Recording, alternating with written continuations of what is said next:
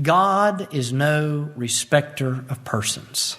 What in the world does that mean? Well, it doesn't mean what a lot of folks try to make it mean.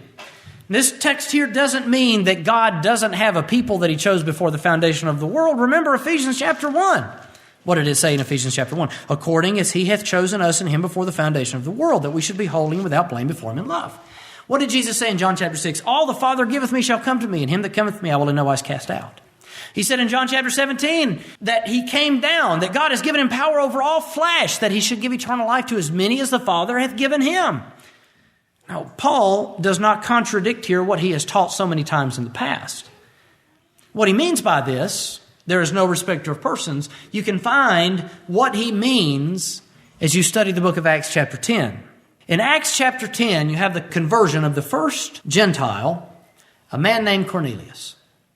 And Peter goes into this place and he tells this Cornelius that God has shown me not to call anything that he has cleansed common or unclean, that God is no respecter of persons, but in every nation he that feareth him and worketh righteousness is accepted with him.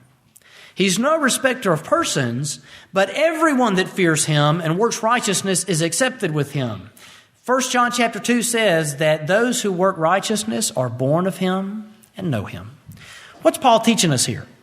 That it doesn't matter if you're bond or free, Jew or Greek, white or black, doesn't matter your color, your ethnicity, your background. If you are a child of grace and you love him and you seek to serve him, God doesn't have favorite children. You ever hear people say that? Tim Tebow must just be a favorite child of God. No, God doesn't have favorite children. He's a rewarder of those that diligently seek him, and some diligently seek him a little more than others. But he's no respecter of person. He loves you all the same. And he rewards you all with the same grace, the same spirit, the same blessings. Though they're distinct in the application of them, they're all blessings from God.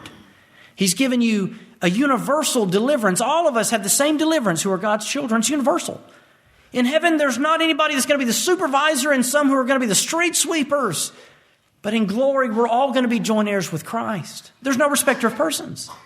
When we get to glory, there's not going to be some folks who have more and some folks who have less, but we are joint heirs with Christ.